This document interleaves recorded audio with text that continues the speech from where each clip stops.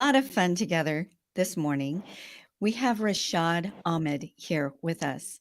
He has amassed a very successful speaking career, and it's an interesting journey on how he got there. He really started off as a hopeful professional tennis player. So we will dive into that, and then went into corporate. Um, he is an IT professional. We're going to talk a bit about how to be human in the age of AI. And then he moved into corporate training, um, became an entrepreneur, started speaking, and moved back into corporate training. I hope I got that right, Rashad. But I am going to let you say hello to our wonderful SpeakPact audience.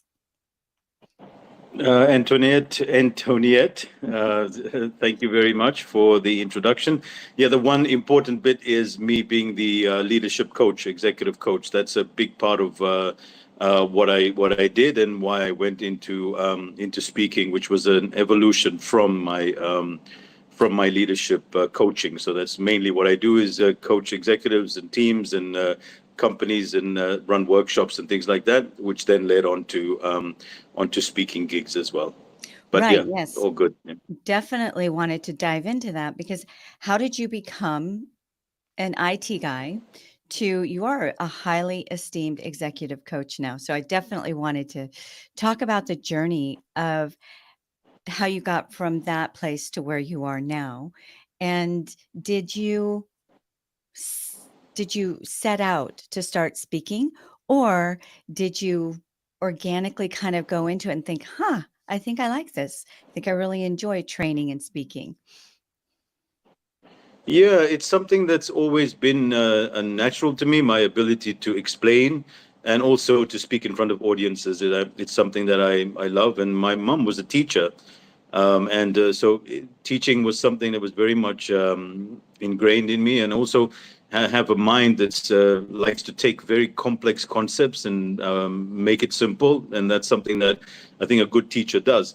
And so from that, yeah, moved into the coaching. And so yeah, I went into the corporate world through IT, and then did a lot of corporate training, and then went into executive coaching, which well, before I went to executive coaching, I was doing entrepreneurship, and I was very successful.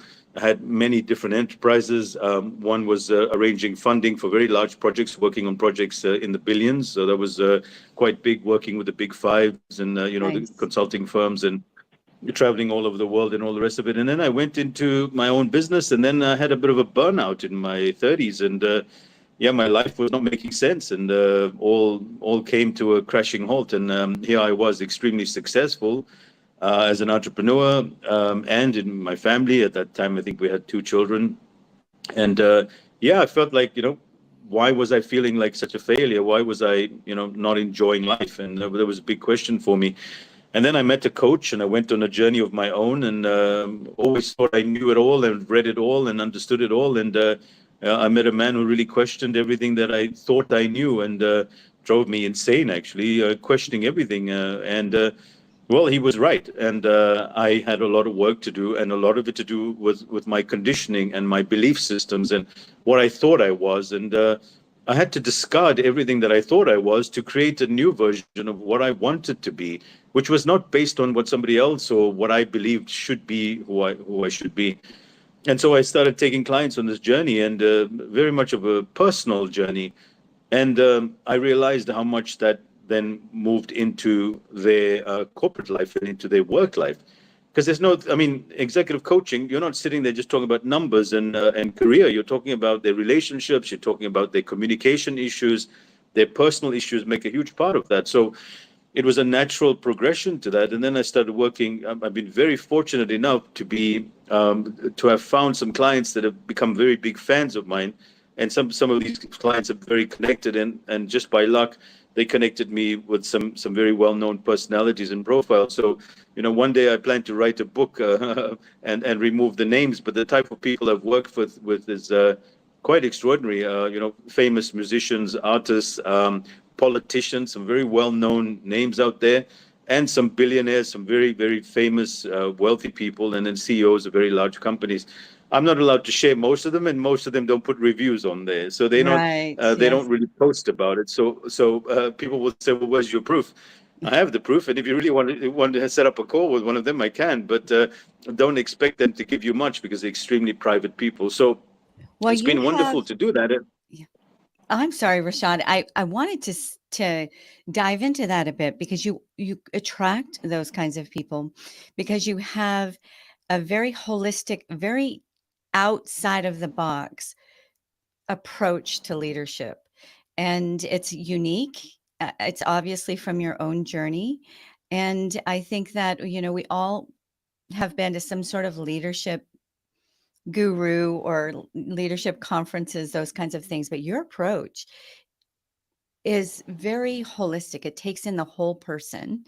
Um, and it's interesting because you come from an IT background, and now you come from a very human background, and you have a unique way of blending both of those. So dive into that a little bit with us. Like, well, your Yeah, journey, you went on you were burnt out. You went on a personal, I assume maybe a bit of a spiritual journey, and you yeah, actually yeah. brought that back to leadership. Yeah, yeah, and that's a very important point to mention, especially for speakers out there as well. And you'll see why as I relate to it. So, for me, so I went in, and after I realized that whatever I thought I knew about life and about myself was, basically shaken up by this man that I met, and I had to basically discard all of that. So then I took that very far, and then I went into all sorts of things. I went into spirituality, and then went into Taoism. I went into Zen. I went into the yogic practices. I went into Tantra. I went into Sufism. I went into every far-reaching thing out there to get to know the nature of what joy is, what happiness is, and what life is, and sort of the deepest, most profound meaning. I'm never shallow. I'm always extremely deep, and I'm intense, and I want my audience to be so engaged, and I want them to be so in tune with what I'm doing. And so, I thought to myself, how am I going to bring this to the corporate world? Because I come from management, I come from running my own company, CEO positions, C-level positions, and worked with these people. And here I am talking about something that's entire right brain versus left brain. Because on the left brain, we're talking all logic and analysis and markets and all that kind of stuff, which I spoke about all my life and I speak about in my sleep. But now I'm talking right brain, which is associated more with the feminine energy rather than the masculine energy. And so the feminine energy is one of seeing holistically. It's seeing, the different moving parts. It's also one of allowing rather than fighting, right? You don't insist on things. And so bringing in the teachings of Zen, and then it led to me thinking about where we are right now with the AI revolution. And the more left brain we become, the further away we go from what deeply matters to us. So a holistic thinker is not just using thought, even though we call it holistic thinker, is incorporating left brain, right brain, the heart, the gut, the body, everyone in the environment and the planet and our future and our past and our children. And it's a wider vision. And so I talk in my presentations about the butterfly effect, which many people know about, scientific research about a butterfly flapping its wings in the Amazon, creating a wind pattern somewhere in California, or it was in Florida, actually, the wind pattern.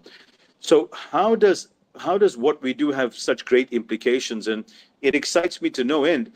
Yet there was initial resistance to me speaking about this, and yet when I'm engaged with the audience, you first have to get past the gatekeepers, who are the people that book the speakers, who simply want to hear what everybody else is hearing because they want to take the safe approach and they don't want to rock the boat. So if someone's talking about the usual stuff, profit and loss and productivity and just numbers, they want more of the same.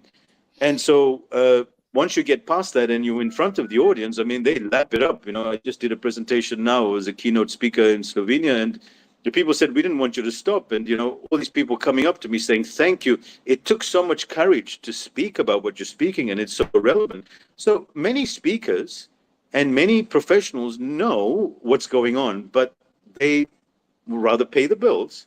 They rather meet the status quo. And I had done all of that. So I've done all of that, and I've paid my school fees.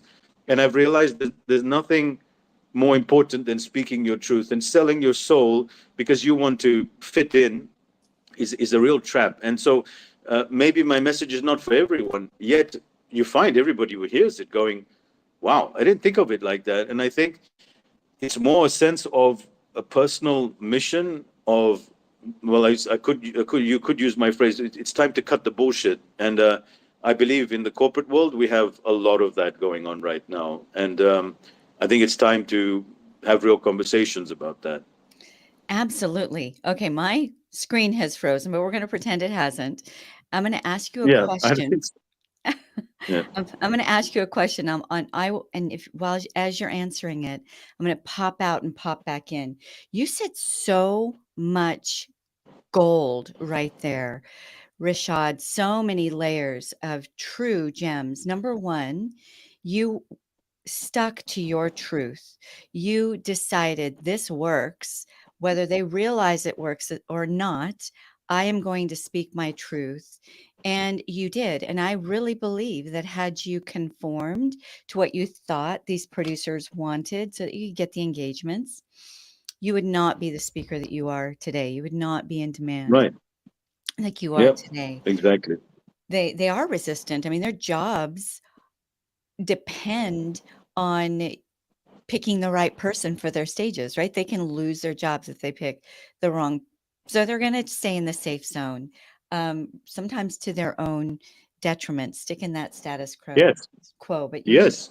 spoke your truth and did it Hmm. boldly, and that is what makes you the speaker that you are, and that is why high profile people come to you because you're honest, you're authentic, and you stayed true to yourself. So, can you speak to that a little bit? Maybe there's a speaker out there who, in the health world or in the sales world, right? They have a completely different way, a completely different approach that may not even be known yet, just like yours. How do you have that courage to own your space, stand your ground because you know you've got something for people on the other side? Yeah, so I'll speak more about that while you Mhm. see what you can do. Sounds So good. yes, that's I think a very important point that we need to highlight, and for speakers as well. I think you need to test out what you want to say to the world and whether you think this thing actually has practical implementation and it actually can deliver the results that people want.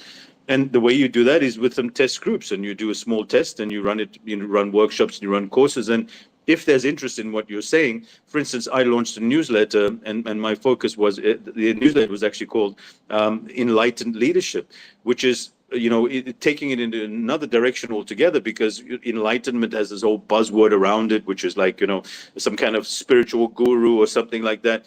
Yet I wanted to test what the market thought about enlightened leadership. And to my surprise, I'm now, well, I wasn't surprised because I believed in what I had to say, but I was doubting myself. And I have now over 23,000 subscribers to my newsletter, which is like, wow, okay. So people like this. And I'm talking about all sorts of things that don't belong in the corporate world, like authenticity, like let's cut out the crap. And then I go into spirituality, and I'm talking about quantum physics, and I'm talking about wisdom. I believe we're in the age now where wisdom is really lacking. We have an abundance of information, but we've discarded everything that makes us realize the continuity of where we came from and where we're going to. We believe that life started when we were born and life's going to end when we die. We fail to see the future. And I think very much of the Eastern wisdom, you're planting a tree now, knowing that you won't be here to see the result and the fruits of that tree. An interesting exercise that the Turkish people did, and they planted all these crops, including almond trees and all these different types of trees, knowing that future generations will benefit from this. And their whole focus was on regeneration of the bee population, which is really interesting. And so they planted all these trees, which then, when these people that planted them had passed away, the new generation came about. The bee population started thriving, and that entire community became so wealthy and successful.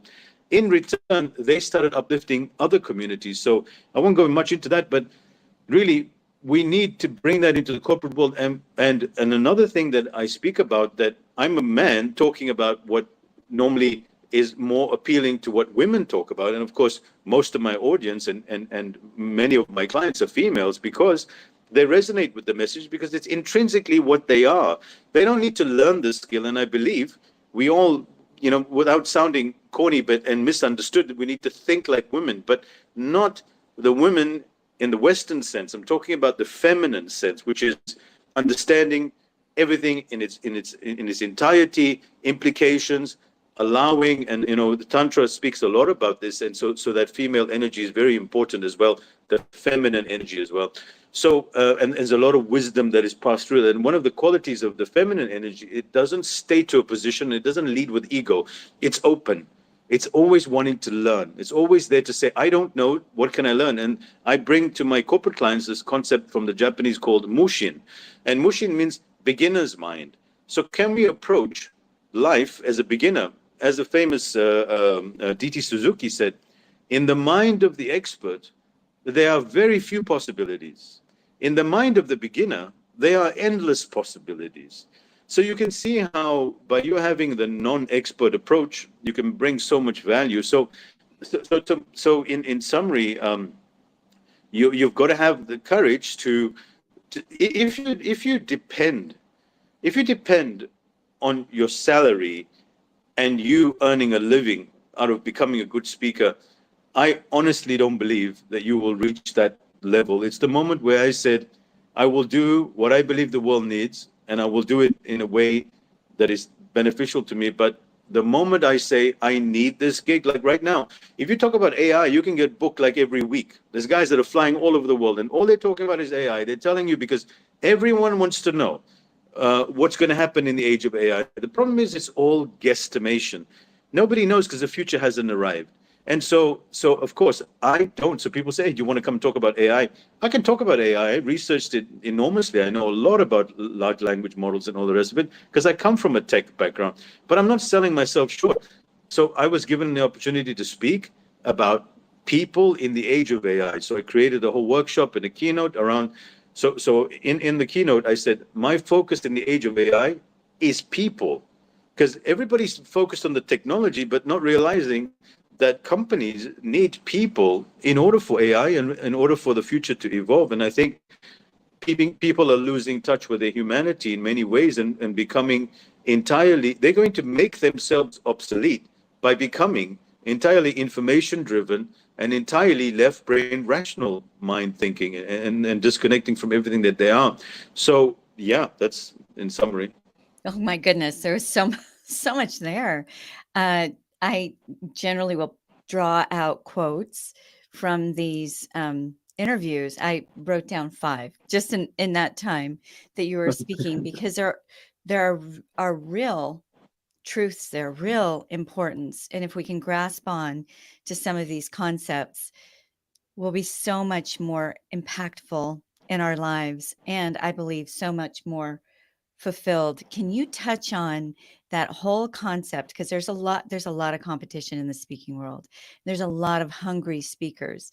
And you said something almost in passing that was so profound, and it had to do with the moment you tell yourself you need a speaking engagement, it works to your detriment versus to your benefit. Can you go into that a little bit more? Yeah, definitely. It's a very good question. So when I went into the coaching arena and I wanted to be a really good coach, I realized that me trying to be a good coach is what's going to make me very ineffective as a coach. And so I realized if I'm trying to coach someone and trying to make them reach a new level and trying to overcome their blocks, I need to be honest with myself and I need to be honest with them. And part of the risk that I take is they'll say, he's a bad coach. He said to me that I'm like this. Now, because I'm trying to be a good boy and a good coach and I want more business, I'm not going to actually tell you what you need to hear. And so you get a lot of therapists and I'm not judging anyone, but they're going to therapy for 20 years and you're wondering why. So in my coaching, you do 8 sessions with me and then I chuck you out, right? Because I'm not trying to keep you on the books. And of course, I've got clients that stay with me for years, but it's checking in. If you haven't evolved past a certain point, I'm chucking you out because I'm not dependent. And I made sure from day one on that retainer because it's very easy for me to say, okay, well, let's discuss this next week, right? And all you're doing is you're playing for time and then you're getting billable hours. And I don't do that. And so when the corporates, I was offered from a very large bank to coach 6,500 of their top executives. And I said, I will not do it because I can't roll out this thing. It's not and then they said, we want 200 coaches that you can bring on board and train them. And I said, I don't do mass market. This is not McDonald's here. This is customized. And what we do here is not about just getting through particular surveys. And you get paid a lot of money to run through assessments and surveys. Taking that into coaching, when I wanted to be a good speaker, it means that I'm trying to be the one on show, that people must look at me. And I find a lot of speakers, and it's not all of the speakers, they have this complex of needing to be noticed and needing for the attention. And so they go into speaking so that everybody can say, oh, wow, he's so good and he's such a good speaker, or she's so great. And then you feed off that, which is a terrible thing, right? And because then you get that one particular gig and everybody boos you off the stage, and it's almost like comedy in that way, right? Because as a comedian, I love comedians. I think they're extremely courageous, and I think there's a lot to learn from comedians as well. So so then the moment I said, okay, well, it's not about me. I want them to notice themselves. And so recently I was invited to a podium with all the best international speakers, and they said, you got 5 minutes to pitch. And my 5 minutes was very little about me because, it's all in my profile anyway. And I'm not great at saying this is why I'm so great. I'm not good at that. And I was just complimenting all the rest of the speakers about how awesome they are. I mean, I said to them, I feel so small next to you. I mean, I've not lived, out of a car boot, or I've not done this, or I've not done that. And they're all these great, climbers of Mount Everest and multiple published authors. And I said, I'm just a guy who connects with my audience. And I think that's the key thing that I do, is that I'm here to see what I can bring out in you as the audience. So you have to fall in love with your audience. You have to be, it's not about you impressing them, and it's not about you being judged by them. They are your they're your fellow friends and brothers and sisters, and you're there to connect with them deeply and see if there's some wisdom that you may share, or something they may share with you as well. And so then when you make the focus about the people and the essential message you want to get across, and forget about how you look and the shoes that you wear and and then hours of training on how to, basically it's manipulation, how to be an effective speaker, speak like that and speak like that. Yeah, I get that. There's some things you need to know and how to be. But sometimes I get on the stage and I say, I'm so nervous today. And then I start off with, I had a failed tennis career. And then people are just shocked. Now, I'm not putting on an act, and I'm not doing the whole, oh, feel sorry for me, and then I'm going to show you why, because of my tough circumstances, I became so successful, and why you can do the same. I don't play that card. I just don't do that. And a lot of speakers do that, and no judging to them either. I'm really trying to tell them, look, wherever you are, you need to look deeply into yourself and forget about me. And I think then people really, I mean, you encompass the audience because you disappear. And so my whole book that I wrote was my whole journey, and the book is called Mu, which in Japanese means nothingness. And so people ask me what's my book about, and I say nothing. And I always get this strange look about that too. But it's really, if you can become, and that's the part of Zen, right? Which is through meditation, you're just disconnecting from everything that you want to be and what you think the world should be and all the rest of it.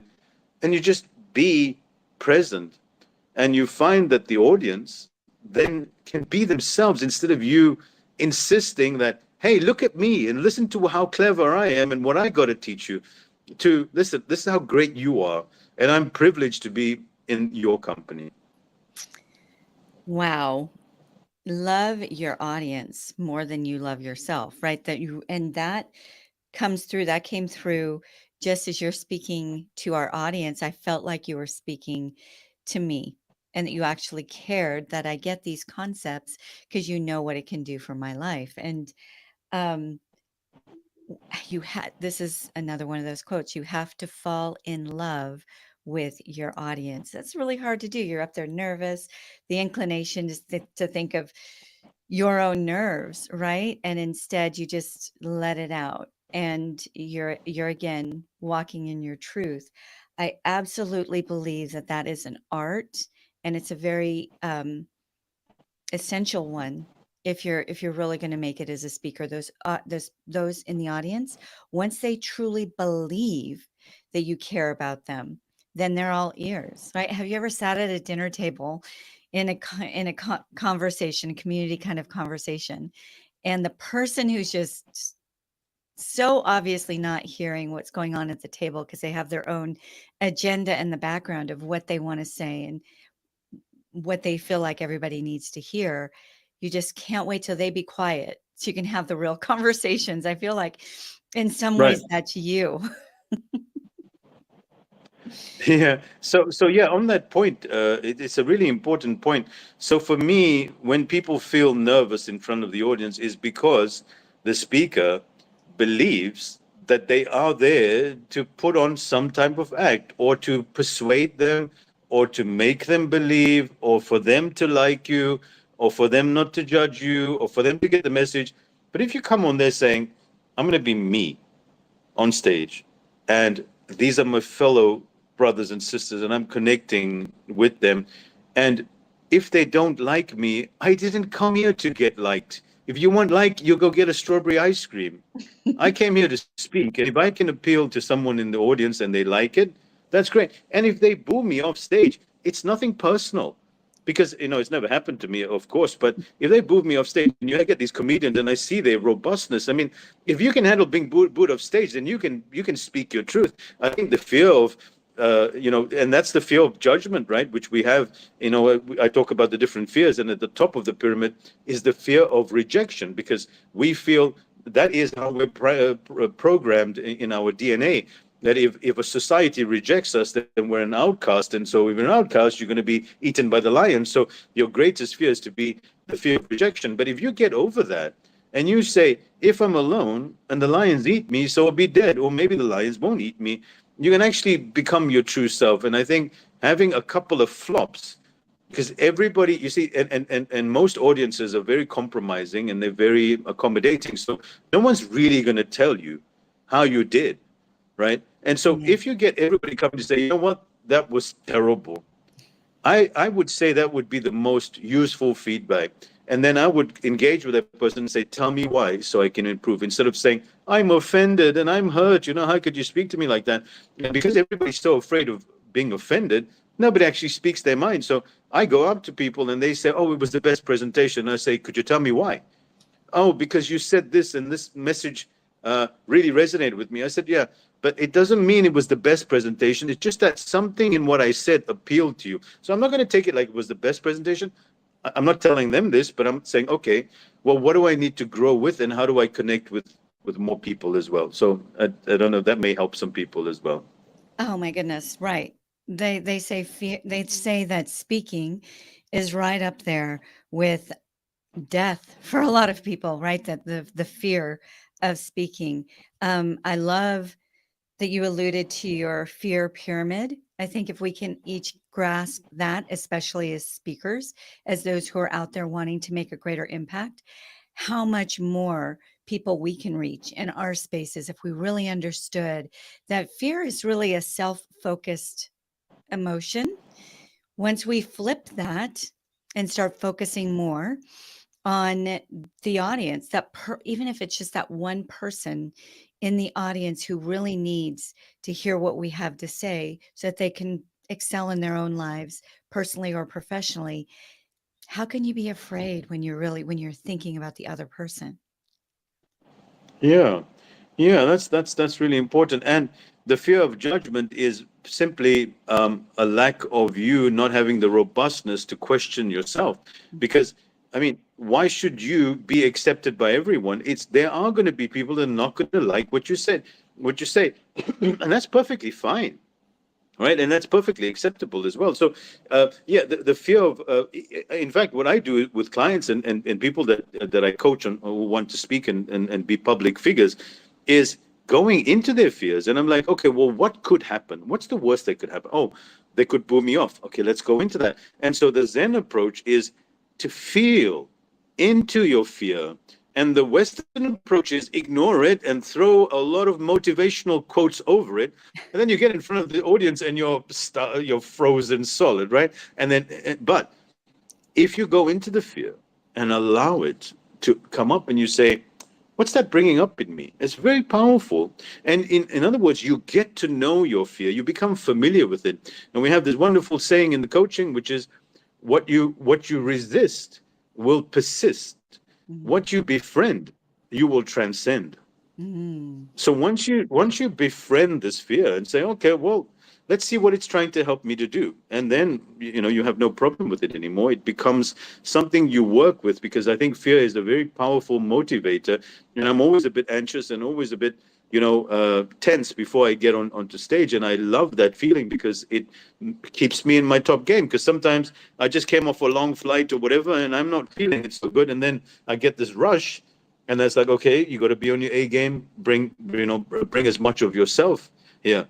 So yeah, that's I think using your fear and welcoming it is very useful. I even heard, I've had the privilege of working pretty closely with Tony Robbins' producers, and and he's very open about this, but he still gets those nerves in before he gets on stage. And he's got a little bit of a ritual that he does before hopping on stage so he can get back that energy, really get out there and be the fullness that he can be. Do you as well have some sort of ritual that you do before you step onto that stage? Now I'm going to pop out and pop back in. Yeah, interesting question. I actually was seeing what Tony Robbins does, and I thought it was very useful. One of the things he does, he takes a cold plunge, and the other one, he has a trampoline and he starts jumping. And of course, he's a motivational speaker, and so his energy has to be so high so that the audience can really absorb that energy, and he's giving all of himself and he's inspiring them. And I'm not really bringing that I'm not motivating them, but as a result of me being there, people get motivated. So my ritual is i I say a little prayer, and I say that whatever the universe is meant to speak through me, let it come through me and let me disappear. And then I get on stage. So that's my Wow. nobody's asked me that question, so it's quite personal. But I make sure that I'm not bringing myself, because the moment I want myself to be known is when I don't bring what needs to come through me. So really, you could call it channeling as well. I mean, I do my preparations, I do my PowerPoints and all the rest of it, but then I get up there and that's just a guide. I mean, I do not read off PowerPoints or pre-plan pre-plan my speeches. The Excuse me. moment I want myself to be known is the moment that you know that you're not going to bring your fullest. Wow, that Yeah. is profound, Rashad. That reframing, tell me how that works with that needy feeling as well. We alluded to it just a few moments ago, but the truth is, right? The fact is, you need the engagements to make the income if you're a speaker. How do you reframe your need to that energy that will actually get you those engagements? Yeah, that's a very good question, and it's not easy. It's not easy.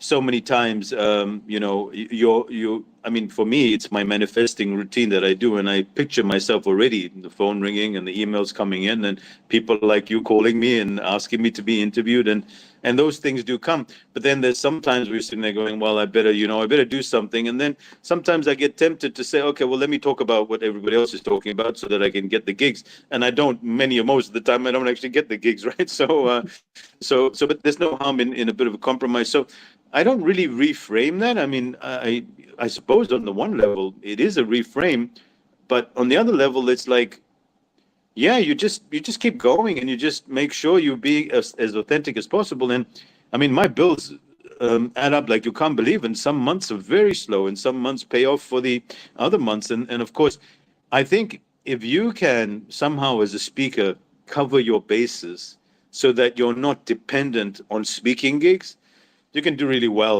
Because the other thing is, I can get booked out very easily if I'm talking about something that, like AI, for instance, that everybody's getting booked out for. And then I'm just being flung, from one city to the other, and people don't realize the toll that it takes on you. So I get to choose my gigs. Well, I don't get to, I choose to choose my gigs that I speak at. And so sometimes I'll speak at a smaller event for less money and then do another event in the same area, instead of me saying, okay, right, you're in Boston one day and then you're in Siberia the next day, and then you're, flying to London the next day, and you're getting fully booked up and you're getting paid money. But a lot of people don't realize, and because I come from the corporate training, I left that because after 2 years, I was doing 16 hours a week. I kid you not. I was doing Dubai to London twice a week. And I Mm. was getting burnt out, and I said, I can't carry on like this. So yeah, they are that other aspect as well. So not so much reframing, but I would say get your base covered and do this as a passion. And if it becomes a full-time thing, great. But then even when it becomes a full-time thing, do you really want every single gig that you're getting booked on? I mean, my goal is to run my own workshops and my own seminars instead of me, being on other platforms, is to run my own events. And that's something, I did that in London and I do that quite often, but I want to take a really large auditorium and have a 2-day intensive, you walk in as the version that you were and you come out an entirely different person. And because I've been through it, if I've got 48 hours, well, not 48 hours, but that 2 days with a person, I know we can make really effective change. So Maria, one of my coaches, and I are putting together a workshop like that, and just like full immersion, and that excites me. So yeah. Sign me up. I want to be there. I'm going to be your. I'm already a fan, so I'll Oh, wonderful. stay tuned and hear when Oh, those happen. wonderful. You need to do those, Rashad. That would be that would be I'd love fabulous. to. Yeah. Thank you. So there's just so much goodness that sometimes it's a little bit difficult to know which direction to go. I want to dive more into the the more intangible, and I'm kind of, my mind is leading me to the tangible. So I'm going to step one more step into the more less tangible, less obvious for most of us. And then I do want to get back onto the more tactical, I guess is the word. So you alluded to, when you're ready for new engagements, you actually envision the phone ringing, right? You envision that outcome that you're that you would like to see happen. And I assume, let's say there's kind of a far-reaching engagement that you would maybe like to speak at. One of mine is JJ Virgin stages. I think it would be amazing, right? For me, it's not easy to get on those stages, and it's not inexpensive either. So you actually, can you walk us through how you, instead of like, "Ah, I really wish," or "Golly, I would really like to have that thing," right? You're actually seeing it happen. How do you get yourself there? Well, firstly, you have to prime your heart. So the whole thing is, I believe that the heart is your tool of manifesting, and the heart is connected to all of time and space at the same time. So first, you get yourself into a deep state of wholeness and oneness and feeling no separation with anything, because the mind creates separation. So I'm one with all. And then I make sure I get into a deeper state. You can use some binaural sounds or meditation or breathing. I do a heart practice meditation, which I teach my clients and my coaches, and then put my hands over my heart, close my eyes, and I use my third eye, which is again from my Indian teaching background. So your third eye is the screen, and your heart is your desire. So this is the magnetic field that Joe Dispenza talks about, and your third eye is your visual movie screen. So then I close my eyes and I'm feeling the emotion, because, like Neville Goddard, who was the founding father, you could say, of, and he's the teacher of Napoleon Hill, and Think and Grow Rich, that famous book that is a bestseller. And he said the secret is in the feeling. The secret is in the feeling. So that was the title of his book. Mm. So you need to get into the feeling. So you're in the feeling deeply, and then you're using your third eye, visualizing almost at the back of your eyes what that would feel like. So for me, it's feeling me being in front of the audience and deeply connecting, and I'm feeling how the audience are feeling so connected, heart to heart, and we are together creating a new reality. And you're feeling these emotions, you're feeling deeply satisfied, fulfilled, and you're feeling as if though they're thanking you for what they brought to you. And I mean, sometimes I come off stage and I'm like playing out the script that I said, and someone would come up to me and say, Rashad, and I'm like, yes, and they'll say that thing, and I went, I said that a couple of weeks ago, in my manifesting, and they'd say the exact same words, right? So yeah, it happens. It doesn't. It's not a foolproof kind of thing, and yeah, but I believe the reason why I do the manifesting is because it's a good way to live. But a lot of people think that is this ideal science and then they get despondent about it. Sometimes you're not meant to be a good speaker. Sometimes you're not meant to be a multi-billionaire. Sometimes you're not. But we've all bought into somebody else's dream and we're like, I want to be that. I want to be Tony Robbins. I want to be that. And nobody knows the other side of what Tony Robbins have to put up with. There's a lot of crap of being that famous. And I know all the lawsuits and all the rest of the stuff. Although I was really impressed with his approach to the whole pandemic. I was really, I said, this guy's the real deal. I was like, wow, because on the one hand, he's a great speaker and he's extremely. I don't know if you've heard this particular talk that he gave. It's not very well known, but it's about the difference between how men and women think. Have you heard it about it? I It's I don't think very I have. difficult to find. I'll send you the name of it, but he talks Okay. about the meadow. I think the title is called The Meadow, and it's one of his most brilliant things about how women see things and how men describe things. So yeah, that's how I do manifesting in brief. Well, your approach is fascinating to me, very intriguing, and I'm sure. I mean, it's very complex, but you make it simple, which is one of your superpowers. It really truly is, Right. Rashad, one of your gifts. So, for us to really dive into that with you, we will buy your book.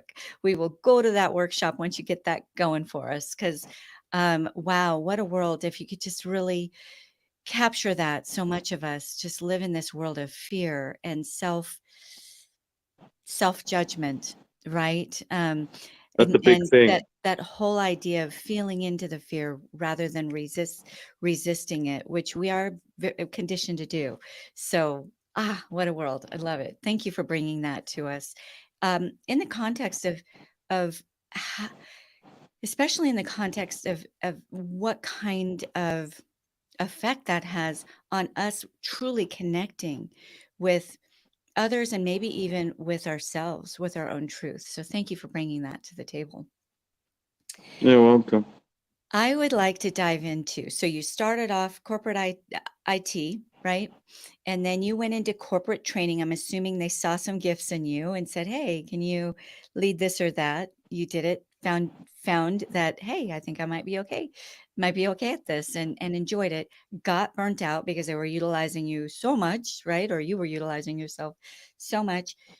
Pulled back, went on an entrepreneurial journey, and then I believe, if I'm getting the order right, a personal journey, and then began speaking. And now you're kind of coming full circle and you're going back to corporate training. So tell me a little bit about that journey. Why, what's going to make it different this time for you?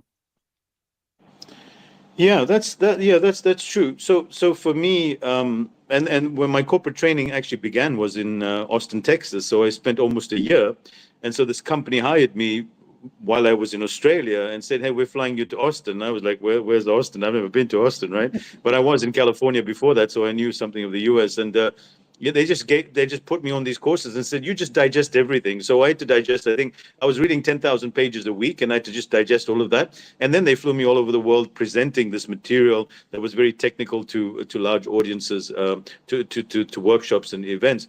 And then, of course, then I went into coaching, and then I realized that it's something that I used to do, which is speaking and training, and so it's a natural progression. And so if I'm speaking to an audience of 10 or an audience of 100 or an audience of thousands, it really doesn't make still much of a difference because I'm still.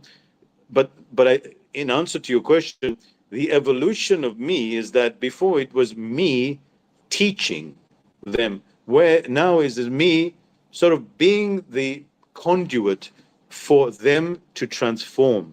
So I'm more interested in transformation by my presence and by the divine presence, because I think a lot is you can relieve such a burden on you if you can allow this belief or this knowing that the universe or God or higher power or nature is doing something through you. And once you recognize that something is happening through you, you're no longer fighting to be this and to be that. You're saying, well, if I'm meant to be that, then I will be. And so you become this channel and this vehicle for which the universe is trying to do its work. And I do believe it on one level. My job or my part of my role is to enlighten people and to let them awaken to their spirit, and also to show them the joy of living outside of conditioning and other people's opinions and what the world tells you should be and how you should be. And so that becomes a very natural flow. So then, of course, teaching does come into that, and training does come into that. Now, a lot of companies have said, look, can you come to our teams? And I'm talking about stuff that I used to talk about. So talking about communication and talking about different communication models and talking about leadership strategies. And I've learned all of those types of things. So I'm bringing back all my theoretical knowledge, but with an entirely new mindset. And it becomes very refreshing and very enlightening. So although you're listening to the same material, you're getting it from a different angle. And I think that's also something that my wisdom through the years of me going through so many challenges, not through me having parties and getting pats on the back every day, is coming through that, realizing, hey, that didn't work. Why are we pushing the same thing about that's how employee, like one of the companies, they've got a 10,500 page document on a workplace, basically employee handbook. So how you should behave at work. And I said, guys, I mean, who are we kidding here? And then of course, you get fired because you didn't meet point 999,000 of the document or something silly on 900. And you're wondering, going, guys, we're not being honest here, and then you go out to the public going, we love people and we're people-centric company. We focus, and I'm like, you're lying. Stop lying, because people can see that. If you're a people-centric company, why do you have all these processes and procedures and make it extremely complex and impossible for you to know whether you're valued or not? So let's be honest. So I chucked a lot of it out and said, guys, even though you're paying me to talk about that, I'm not talking about that. I can tell you about something related to that, but I'm not doing that because it doesn't work, and it's time that we cut the bullshit. And that could only come from a genuine place of, it's no longer about Rashad, it's about the transformation in the people. Right, Brilliant. right. Love that. And that's Yeah. why these connected people were like, wow, there's something real here. There's something fresh here. There's something that we can learn from here. Make sure you bring him on your stage, right? And you had alluded to that when we very first began, that it just really can take one connected person to skyrocket your career, and you never know where they're going to be, but they're going to spot the authenticity and the realness in you, and that's what's really going to propel you. So brilliant. Golly, I want to keep going. My producer is like, you're at, like, we're already above the amount of time that's normal, because I could spend hours, Rashad. There's true value in what you're saying.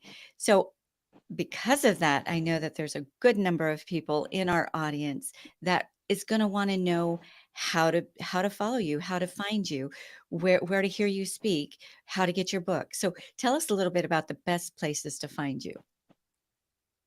Yeah, the best place is my website, which is Rashad Ahmed, and you probably can put a link somewhere there, Here we go. rashadahmed.com. And that would be the best. Everything's there. And then, of course, on LinkedIn, if you just type into Google Rashad Ahmed, that normally there are other Rashad Ahmeds out there. But LinkedIn, I post mostly on LinkedIn, and I'm on there. And then, yeah, I mean, if I'm not speaking at a particular venue, then get your people to get in touch with my people, and I'd love to be speaking at your venue. And I think, and I'd love people to partner with me. As you see, a lot of speakers also are very selfish because the market's not big, right? And so what ends up happening is a lot of speakers are like, oh, that's my gig. And I'm saying my approach is very different. That if you align with my message and my approach, then let's go out and get to those wider audiences and get on the platform talking about these authentic messages. And I'm more than happy to partner with and help other people grow. And if you need some input, by any means, I'm always available, because I know when I start out in speaking, contacting some of the speakers, then they're like, most of them ignore you, right? Because, they did it the hard way and you need to do it the hard way. And I'm like, guys, we need to change that approach. And I truly believe that the generosity approach, and that and if, especially if you're just a conduit, you can't go own this thing, because one day that's going to bite you in the ass, right? So I don't own it like this is my platform, these are my clients. I don't do that. So Mm, collaboration for sure. collaboration. Oh my goodness, that's so good. Okay. So for those who are binge listening, because I'm a podcast binge listener for sure. It's Rishad, Rishad, Ahmed, .com, and definitely look him up on LinkedIn. You are, there's a reason why you have 80,000 plus followers on LinkedIn alone, between those who are connected with you and those who are following you on that platform. There's a reason. You are striking a chord within us. So, because of that, Ahmed, I'm going to ask you this question, pop out and pop in as you're answering. Um, what is one, there's so much here. What if the first step, what's the one thing that an emerging speaker can do to really increase their impact and increase their joy in what they're doing? So this show is called Speak Pact for a reason. I believe it has to start with impact. So you and I, and hopefully this audience, we are on a pact, right, to really bring that greatest work into the world that we can.